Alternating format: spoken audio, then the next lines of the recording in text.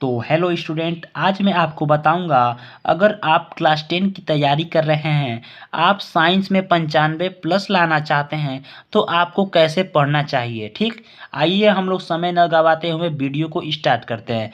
सबसे पहले हम लोग के पहला टॉपिक है रासायनिक अभिक्रिया एवं समीकरण। ये जो पहला चैप्टर है, ये chapter very very important chapter है। इस चैप्टर में से हम लोगों को कैसे पढ़ाई करना है सबसे पहले देख लीजिए। सबसे पहले रासायनिक समीकरण, इसको हम लोग को वेरी वेरी इंपॉर्टेंट समझना चाहिए, क्योंकि इसे आप तैयार कर लीजिएगा। कम से कम इस टॉपिक से 2 नंबर का आपका आएगा ही आएगा। ठीक, रासायनिक अभिक्रिया के प्रकार, इसके 5 प्रकार होते हैं। आप इसे पांचों प्रकार तैयार कर लीजिएगा, क्योंकि इन पांचों प्रकार में से कम एक प्रकार आपका 4 नंबर का पूछा ही जाएगा। ठीक, उसके बाद देखिए, क्या आपने दैनिक जीवन में उपचयन अभिक्रियाओं के प्रभावों को देखा है। अब इसे भी तैयार कर लीजिएगा। ठीक, इस टॉपिक को भी तैयार कर लीजिएगा, क्योंकि उपचयन और अपचयन के बारे में पूछता है या उसका डिफिनीशन पूछता है। इसमें से कोई ना तो कोई एक पूछेगा, इसलिए ये आपका 2 नंबर में या 3 नंबर में जरूर आ सकता है। ठीक, इसलिए आप इसे तैयार कर लीजिएगा। और उसके बाद देखिए चैप्टर 2 में क्या क्या इंपॉर्टेंट है। चैप्टर 2 में अम्ल, क्षारक एवं लवण। सबसे पहले देखिए, अम्ल एवं क्षारक के रासायनिक गुणधर्म का समझना। ठीक, आप इसे समझ लीजिएगा। अम्ल और क्षार क्या होते हैं और उनकी परिभाषा और उदाहरण सहित। ठीक, सभी अम्ल एवं क्षारकों में क्या समानताएं हैं। ठीक, सभी अम्ल और क्षारक का पीएच मान समझिएगा आप। ठीक, पीएच मान से एक क्वेश्चन आपका जरूर बोर्ड एग्जाम में पूछ देगा। ठीक, अब तीसरा नंबर देखिए, अम्ल एवं क्षारक विलयन कितने प्रबल होते हैं।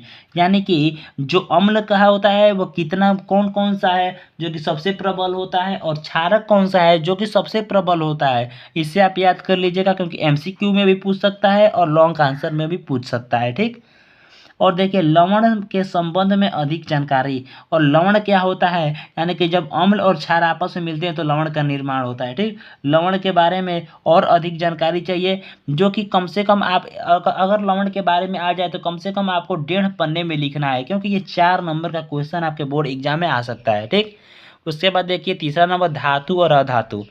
धातु और अधातु में क्या है, धातु क्या है, धातु के भौतिक गुणधर्म याद कर लेना है, धातुओं के रासायनिक गुणधर्म याद करना है, धातु और धातु कैसे क्रिया करती है, यानी कि धातु और अधातु जब आपस में मिलते हैं तो क्या होता है। ठीक, उसके बाद देखिए धातु की प्राप्ति कैसे होती है और उसका संक्षारण कैसे होता है। और जब धातु को अगर आप वायु या आर्द्रता की जब संपर्क में छोड़ देंगे तो उसका संक्षारण कैसे होता है और उसे आप कैसे उसका निवारण कर सकते हैं, इसे आप पढ़ लीजिएगा। ठीक, उसके बाद चैप्टर 4 देखिए, ये जो चैप्टर 4 है वेरी वेरी इंपॉर्टेंट चैप्टर है, क्योंकि इस चैप्टर से 12 नंबर का पूछा जाता है। ठीक, हमेशा 12 नंबर का पूछा जाता है, इसे इसे आप जरूर तैयार कीजिएगा। ठीक, सबसे पहला नंबर टॉपिक है कार्बन में आबंध, संयोजी आबंध। ये जो है इसे आप जरूर तैयार कीजिएगा, क्योंकि इसे चित्र बनाने को भी आता है। ठीक, कार्बन की सर्वतोमुखी प्रकृति। ठीक, प्रकृति। ठीक, इसे आप तैयार कर लीजिएगा। और देखिए तीसरा नंबर है कार्बन यौगिकों के रासायनिक गुणधर्म, इसे आप जरूर तैयार कीजिएगा।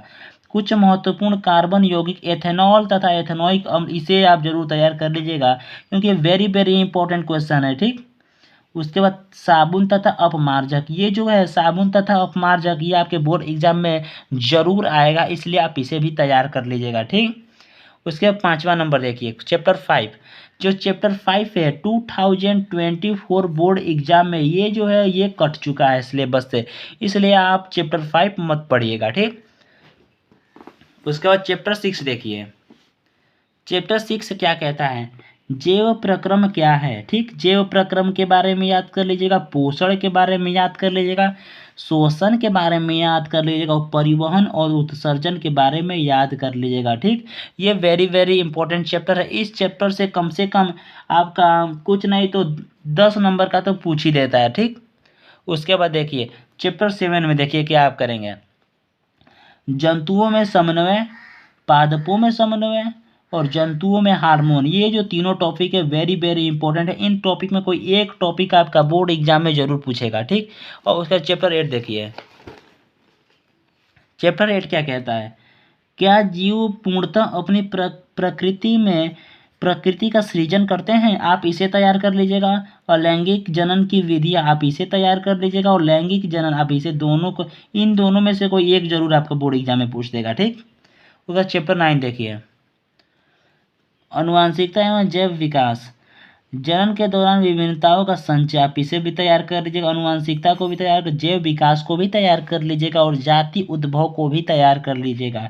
विकास एवं वर्गीकरण को भी तैयार कर लीजिएगा। विकास के प्रगति के समान नहीं मानना चाहिए, आप इसे भी नहीं तैयार कर सकते हैं तो काम हो जाएगा। इन पांचों को आप जरूर तैयार कीजिएगा। ठीक, अब देखिए चैप्टर 10, ये चैप्टर वेरी वेरी इंपॉर्टेंट है, वेरी वेरी इंपॉर्टेंट चैप्टर है। फिजिक्स का पोर्शन यहाँ से स्टार्ट हो गया। ठीक, प्रकाश के बारे में आप पढ़ लीजिएगा, प्रकाश का परावर्तन के बारे में पढ़ लीजिएगा और दर्पण के बारे में पढ़ लीजिएगा और प्रकाश का अपवर्तन के बारे में पढ़ लीजिएगा और लेंस के बारे में पढ़ लीजिएगा। ठीक, उसके बाद आइए चैप्टर 11 देखते हैं। चैप्टर 11 हम लोग क्या कहते हैं, मानव नेत्र तथा रंग बिरंगा संसार। मानव नेत्र में पढ़ लीजिएगा, समंजन क्षमता पढ़ लीजिएगा। ये दोनों टॉपिक वेरी इंपॉर्टेंट है। ठीक, एक टॉपिक इसमें से आपके बोर्ड एग्जाम में जरूर आएगा। ठीक, दृष्टि दोष तथा उनका संशोधन, प्रिज्म से प्रकाश का अपवर्तन, ये भी आप पढ़ लीजिएगा क्योंकि इसमें से एक आ सकता है आपके बोर्ड एग्जाम में।